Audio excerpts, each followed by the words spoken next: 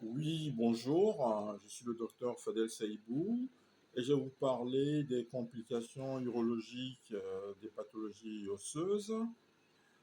Et les pathologies osseuses peuvent engendrer diverses complications urologiques, soit par compression des structures urologiques, soit via des mécanismes métaboliques ou tumoraux.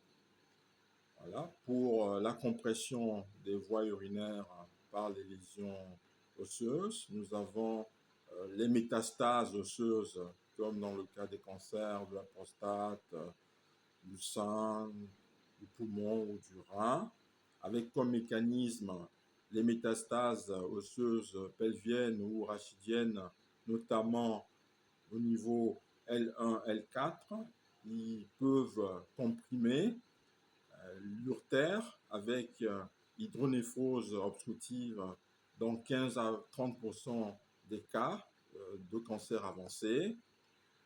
Pour la vessie, avec dysurie, retention urinaire par compression pelvienne. Nous avons également le cône médulaire ou la queue de cheval avec dysfonction vésico-sphinctérienne, où on peut remarquer soit une retention ou une incontinence.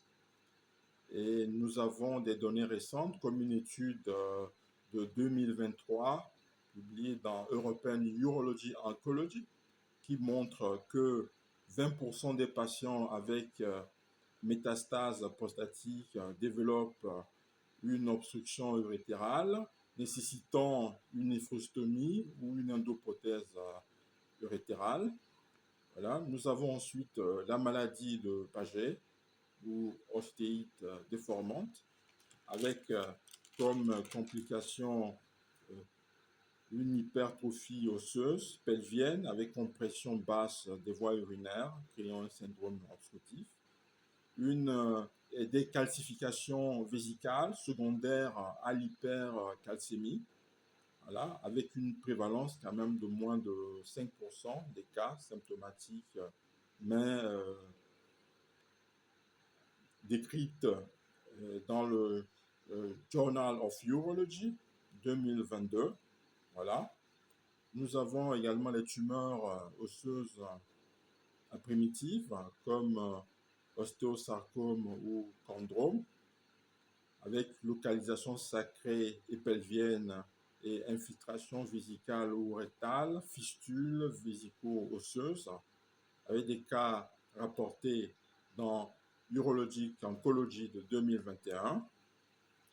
Ensuite, nous avons les troubles métaboliques liés aux pathologies osseuses, comme l'hypercalcémie maligne, causée par lyse osseuse, liée aux métastases ou myélome multiples notamment, avec comme effet urologique une néphropathie calcifiante avec insuffisance rénale aiguë, lithiase urinaire liée à l'hypercalciurie, diabète insipide néphrogénique à cause de l'hypercalcémie sévère.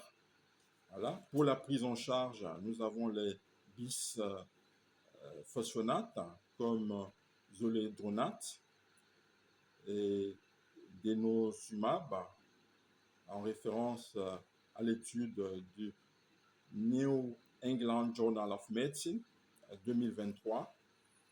Voilà. Nous avons dans ce cadre également le syndrome de lyse tumorale, avec un contexte de chimiothérapie pour lymphome ou leucémie avec atteinte osseuse, et comme complication l'insuffisance rénale par précipitation de cristaux d'urate ou de phosphate de calcium.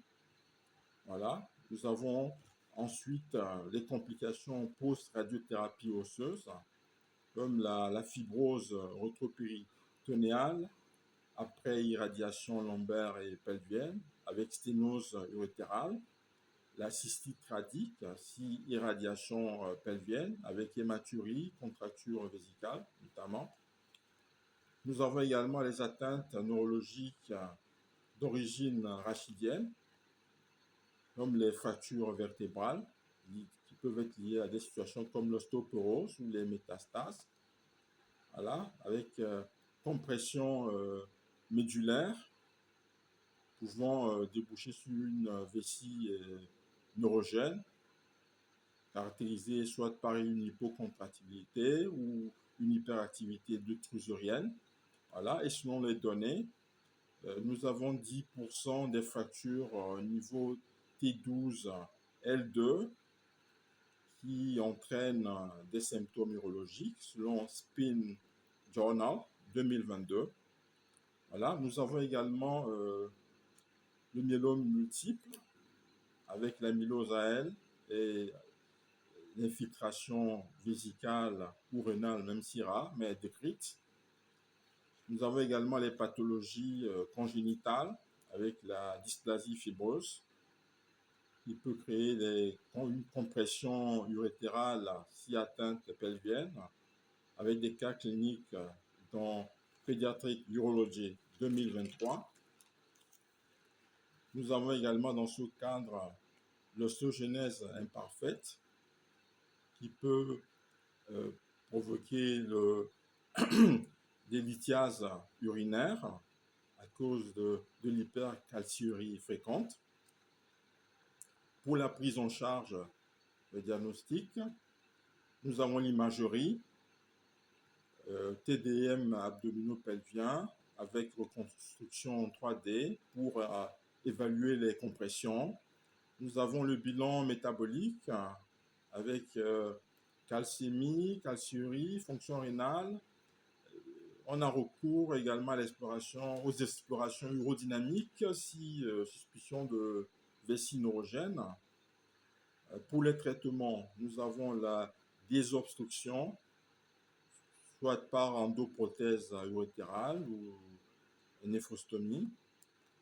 Nous avons le traitement de la cause, soit par radiothérapie, chirurgie de décompression, comme la laminectomie ou utilisation de bisphosphonate, mais également la prise en charge symptomatique avec les anticholinergiques pour l'hyperactivité vésicale ou les autosondages pour la retention.